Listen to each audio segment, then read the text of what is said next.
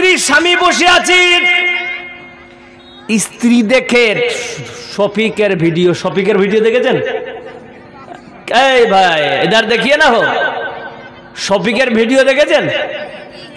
তো মেয়ে হচ্ছে শফিকের পাগলা আর ছেলে হচ্ছে বলিউডের পাগলা।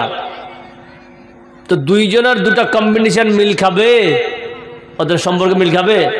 রাতে ঘুমাতে গেছে, স্ত্রী বলছে কি দেখছো তুমি, দেখাও, তুমি যাও। এর চ্যানেলের সাথে ওর মিল নাই, ওর চ্যানেলের সাথে এর মিল নাই, ভালোবাসা বাড়বে না কমবে? তো বালিশটা এটাই থাকবে না দুটা হবে? দুটা লয় তিনটা হবে। ভালো করে বুঝেন, আমার দিকে যুক্তিটা আসেন। তিনটা বালিশ হয়ে যাবে, মাঝখানে বালিশ ফাঁকা। কেন? শফিকের ভিডিও আর বলিউডের ভিডিও টক্কর খাবে, দুটা বালিশের কাছাকাছি থাকলে টক্কর খাবে না? তো সবাই ভাট যা, ওই চলে গেল ওই সাইডে কোণে, আর এ থাকলো এখানে, ভালোবাসা বাড়বে না কমবে? অল্প সময়ের মধ্যে এখান থেকে বিদায় নিব। ওয়া তৌফিক ইল্লা বিল্লাহ। রাব্বি ইশরাহ লি সাদরি ওয়া ইয়াসসির লি আমরি ওয়াহলুল উকতাদাম মিন লিসানি ইয়াফকাহু কওলি। আমার বিষয় হচ্ছে ইবাদত কি? ইবাদত, আমার দিকে তাকান যারা যারা বসে আছে, ইবাদত কি এবং কেন? ভালো করে বিষয়টা নেন। 1000টা লোক থাকলে হবে না, 10টা লোক থাকেন, আমি আধা ঘন্টা বয়ান করব। কি ভাই আপনারা বসতে রাজি আছেন? ইনশাআল্লাহ। কে কে আছেন হাত খাড়া করেন তো দেখি, মাশাআল্লাহ। বাস, এই ইবাদত কি এবং কেনর মধ্যে সবথেকে বড় ভাইটাল যেটা পয়েন্ট আসবে সেটা হচ্ছে কি, মা খালাদেরকে নিয়ে। যেহেতু ওরা মেজরিটি মাস্ট বি গ্রান্টেড, এরা অধিকাংশ মেয়েরাই বসে আছে, তাহলে এদের কিছু দিব আজকে আমি। হয়তো অনেকে দিন আগে শুনেছেন, নাও শুনতে পারেন, কিন্তু আমি তো বড় আলেম নয়, কোনো বড় বক্তাও নয়, আলহামদুলিল্লাহ। তবু আমি কিছু নতুন জিনিস দেওয়ার চেষ্টা করব ইনশাআল্লাহ তাআলা। আল্লাহ পাক সুবহানাহু ওয়া তাআলা বলছেন ইবাদত একটা হলো, ভালো করে শুনেন, একটা হচ্ছে ইবাদত, একটা হচ্ছে আবদ, একটা হচ্ছে আবিদ, একটা হচ্ছে মাবুদ। ভালো করে বুঝেন কি বললাম? একটা হচ্ছে ইবাদত, একটা হচ্ছে কি আবদ, আবিদ, মাবুদ। ইবাদত যেটা আমরা করি, আবদ যারা করে, আবিদ যারা করে, আবিদ যারা করে, আবদ যেটা আমরা করে থাকি, বান্দা গোলাম। আবিদ যারা এই বান্দা করে, মাবুদ যার উদ্দেশ্য করা হয়। বুঝা গেল? আমরা কার উদ্দেশ্যে ইবাদত করি? জি, পায়খানা কার উদ্দেশ্যে করি? আল্লাহর উদ্দেশ্যে। পায়খানা পায়খানা পায়খানা কার উদ্দেশ্যে? ভালো করে শুনেন, ভালো করে শুনেন, হাসিয়েন না। পায়খানা কার উদ্দেশ্যে করি? এই গড়বড় লেগে গেল। পেশাব বাজার কার জন্য করি? সন্দেহ লাগছে, বাজার করেন আপনারা? আমি বললাম এই জন্য, আমি এই শেষকালে আর কি বক্তব্য দিব, এরা উল্টাপাল্টি বক্তব্য না দিলে মানুষ বসে থাকবে। কিন্তু উল্টাপাল্টি নয়, যুক্তি দিয়ে বুঝিয়ে দিব, ইনশাল্লাহ সব থেকে যাবে। বাজার কার উদ্দেশ্যে করি? পরিবারের উদ্দেশ্যে। বলুন ঠিক না বেটি? তাহলে এটা ইবাদত হবে? হবে না? শোনেন, আল্লাহর নবী বলতেছেন, হে আমার উম্মাহ শোনো, যারা ইমানদার হবে, ইমানদারের হাসিটাও ইবাদত। বলুন সুবহানাল্লাহ। ইমানদার যারা হবে, ওরা পায়খানা করবে, এটাও ইবাদত। পেশাব করবে, এটাও ইবাদত। বলুন নারে তাকবীর। ইমানদার বাজার করবে, এটা তার নিজের পরিবারের উদ্দেশ্য হোক না কেন, আল্লাহ বলছেন, ও বান্দা, তুমি যদি আমাকে খুশি করার জন্য বাজারটা ঠিক মতন করো, তোমার ইনকাম যদি হালাল হয়, আর ওই ইনকাম দিয়ে তুমি বাজার করতে যাবে, বাজারে কাউকে ঠকাবা না, এই নিয়ত করে বান্দা তুমি যদি বাজারে যাও, তোমার হেঁটে যাওয়াটা, বাজার করা, বাড়িতে ফেরত আসাটা, আমি আল্লাহ ইবাদতের খাতায় নাম লিখে দিও। বুঝা গেল? এবার বলেন তো, বাজারটা কি ইবাদত কিনা? কি ভাই ইবাদত কিনা? আল্লাহ পাক বলতেছেন, ইয়া আইয়ুহান নাস উবুদু রাব্বাকুমুল্লাযী খালাকাকুম। আল্লাহ বলছেন, ও বান্দা শুনে নাও, হে পৃথিবীর মানুষেরা, উবুদু আইয়ুহিদু রাব্বাকুম, হে পৃথিবীর মানুষেরা, তোমরা আল্লাহকে আল্লাহ বলে স্বীকার করে নাও। এই আয়াত থেকে তাওহীদকে বুঝাচ্ছেন আল্লাহ। তাম পৃথিবীর সবকে বাদ দিয়ে আমি আল্লাহকে তোমরা আল্লাহ বলে স্বীকার করে নাও। উবুদু রাব্বাকুমুল্লাযী, তোমার রবি কি স্বীকার করে না? কে রব? এই রবটাকে আল্লাহ তার নিজেই উত্তর দিতেছেন, আল্লাযী খালাকাকুম ওয়াল্লাযীনা মিন ক্বাবলিকুম, যে তোমাকে এবং তোমার পূর্বপুরুষদেরকে সৃষ্টি করেছে। কারণ কেন আল্লাহকে আল্লাহ বলে স্বীকার করতে চান? আল্লাহ তার উত্তরে বলতেছেন, লাআল্লাকুম তাত্তাকুন, যাতে করে বান্দা তোমরা মুত্তাকিন হয়, আমার জান্নাত হাসিল করতে পারো। সুধী মণ্ডলী, হে মুমিন, আল্লাহ রাব্বুল আলামিন বলতেছেন তোমরা মুত্তাকিন হবে। এবার মুত্তাকিন কারা? এখন আপনাদেরকে যদি বলা হয়, রে বাবা মুত্তাকিন কে হবে, এই জামানায় মুত্তাকিন কারা? এখানে আপনারা যতগুলা লোক বসে আছেন, বলুন তো আপনার নিজের স্ত্রীকে ভালো লাগে না খারাপ? হানা না বলেন, ভালো লাগে? ভালো লাগে? হ্যাঁ, ভালো বলবেন না, তবে কালকে উল্টো পাল্টি হয়ে যাবে। জি ভাই, কিন্তু আপনাদেরকে যদি প্রশ্ন করা হয়, মুমিন বান্দা শোনো, আমি কিছু নেগেটিভিটি পজিটিভিটি আলোচনা করি। আমি যদি ওয়াকিয়া বলি, ওয়াকিয়ার মধ্যে যে মালগুলো ঢুকে থাকে, মাল বুঝেন কি, তার ব্যাখ্যা, তার কি সারাংশ কি, তাকে বোঝাতে চায়। বাস্তব জীবনের সঙ্গে মায়েরা যতগুলা বসে আছেন শুনে নেন। আল্লাহর নবী জনাবে মুহাম্মদ রাসূলুল্লাহ সাল্লাল্লাহু আলাইহি ওয়াসাল্লাম, যেমন আপনারা আমার সামনে বসে আছেন মুসলমান, অনুরূপ আল্লাহর নবীজি বলতেছেন, সাহাবারা শোনো, তোমাদেরকে বলতেছি সাহাবারা সবাই বলতো, আল্লাহর রাস্তায় যাবার জন্য কে কে প্রস্তুত আছো? সবাই দাঁড়িয়ে গেলেন। লাব্বাইকা ইয়া সাদাইকা ইয়া রাসূলুল্লাহ বলে তারা দাঁড়িয়ে গেলেন। নবী গো, আমরা প্রস্তুত হয়ে আছি। এরপরে আল্লাহ নবী বলছেন বসো। দ্বিতীয়বার যখন দাঁড়িয়ে গেলেন, আল্লাহ নবী বলছেন, সাহাবারা বলো তো কে কে তোমরা রাজি আছো আল্লাহ রাস্তায় জিহাদে যাওয়ার জন্য? মুসলমান এই কথা শোনার পরে সব সাহাবারা দাঁড়িয়ে গেলেন। দাঁড়িয়ে যাওয়ার পর এবার আল্লাহর নবী বলছেন, শোনো, তোমরা নিজ নিজ বাড়িতে যাবে। বাড়িতে যাওয়ার পরে নিজের স্ত্রীকে, বাল বাচ্চাকে বলবে এবং মা বাবাকে বলবে, তারপরে আল্লাহ রাস্তায় জিহাদের জন্য বেরিয়ে যাবে। সব সাহাবারা চলে গেলেন বাড়িতে। হঠাৎ আবু তালহা নামক একজন সাহাবা, তিনি এসে বলছেন, ইয়া রাসূলুল্লাহ, নবীজি, এতদিন ধরে আপনার সঙ্গে আমরা জিহাদ করলাম, কিন্তু নবী গো, কোনদিন আপনাকে তো আমরা এইভাবে কথা বলতে শুনিনি। ওগো নবীজি, বলুন তো, আপনি আগে বলতেন বাবা মাকে বলে আসবেন, তারপরে স্ত্রী বাল বাচ্চাকে বলবা, কিন্তু নবীজি আজকে আপনি কেন আজকে স্ত্রীকে প্রাধান্য দিচ্ছেন? কেন স্ত্রীকে বলতেছেন? প্রথমে স্ত্রীকে তোমরা বলবে। নবী গো, আপনাকে আমি প্রশ্ন করতে পারি, আইয়ু খায়রুন নিসা, পৃথিবীর সব থেকে ভালো নারী কোনটা? দেখেন ইবাদত কেমন হয়। এই মায়েরা, পৃথিবীর সব থেকে ভালো নারী ওঠা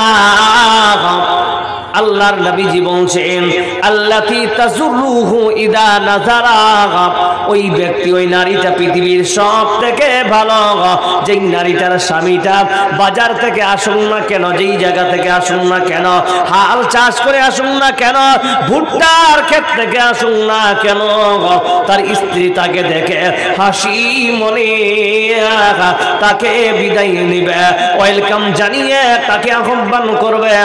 ওই নারীটা পৃথিবীর সব থেকে ভালো নারী। জোরে বলুন সুবহানাল্লাহ। হে মানুষেরা, এইরকম পৃথিবীর জমিনে কেউ এমন আছে নারী?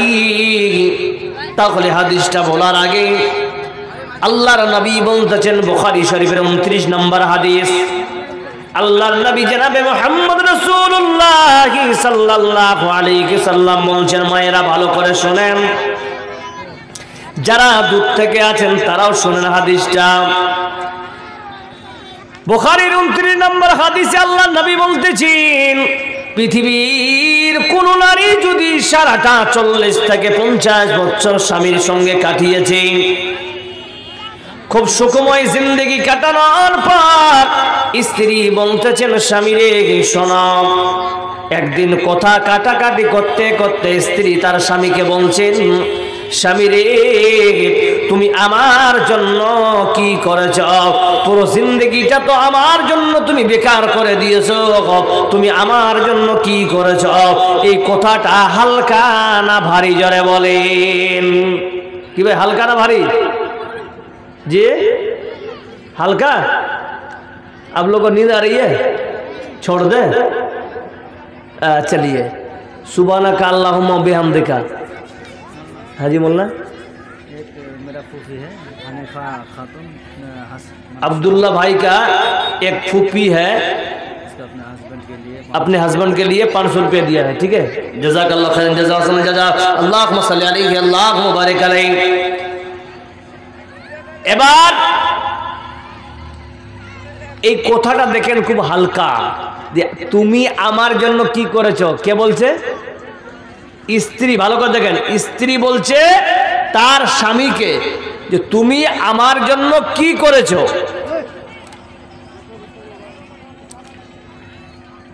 এই কথাটা বলার কারণে স্বামীর কাছে বিনা মাপ নিয়ে যদি মেয়েটা মারা যায়, স্বামী যদি আগে মারা যায়, স্বামীর কাছ থেকে যদি সে মাপ না নেয়, তাহলে ওই মেয়ে যদি 50,000টা মসজিদ বানায় আর 1 লাখটা মাদ্রাসা বানায়, তবুও তাকে জাহান্নামে যেতে হবে। বুঝতে পারলাম? হাদিসটা বুঝে গেছেন?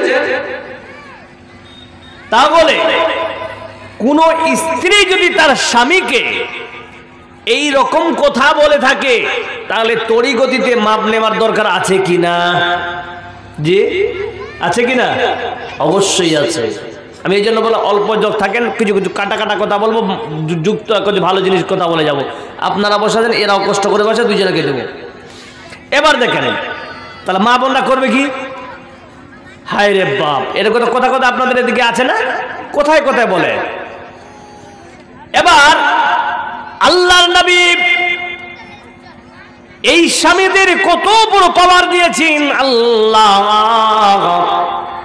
মায়েরা ভালো করে শোনেন, স্বামীর যদি আপনি সেবা করেন, স্বামীকে যদি সন্তুষ্ট করে মারা যান, আহারে মারে,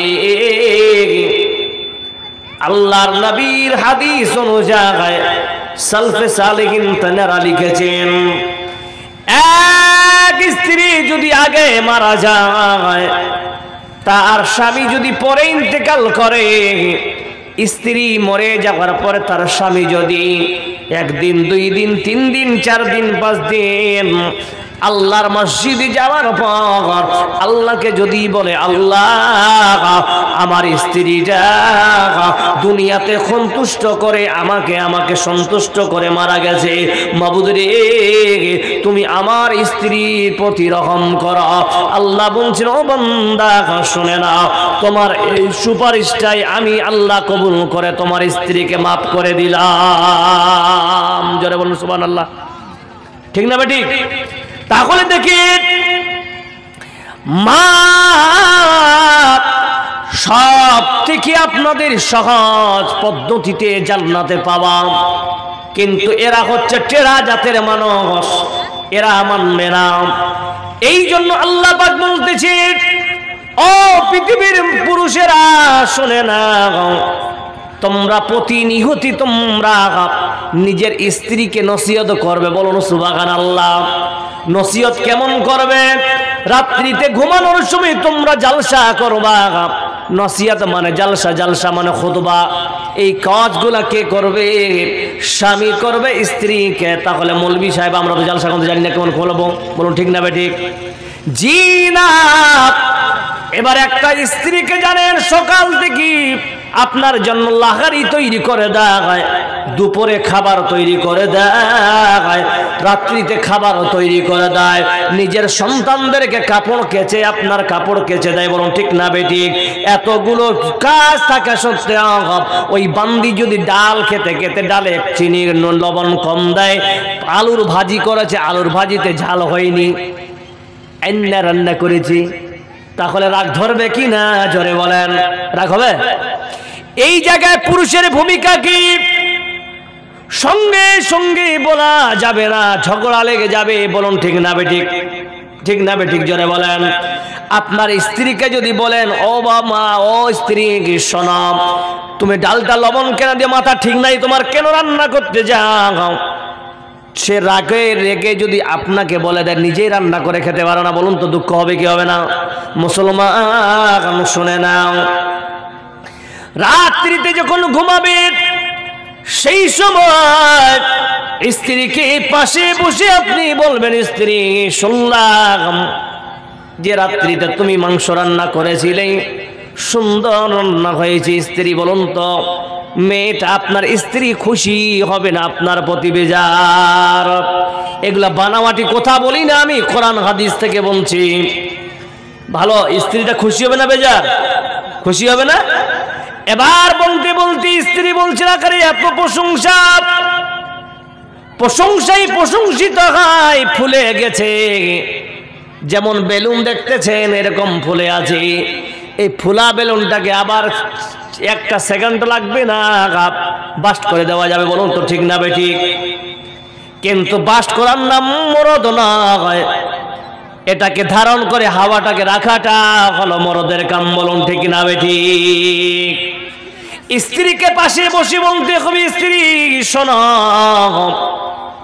যেমন রান্নাটা পোলট্রির মাংসর ভালো রান্না করে রাত্রিতে, দুপুরে মনে হয় লবণটা চাখনি বলে লবণটা একটু ডালে কম হয়েছিল, আর আলুর ভাজাটা মনে হয় ঝালটা একটু অনেক কম দিয়েছিল, একটু চেক করে নেওয়া উচিত।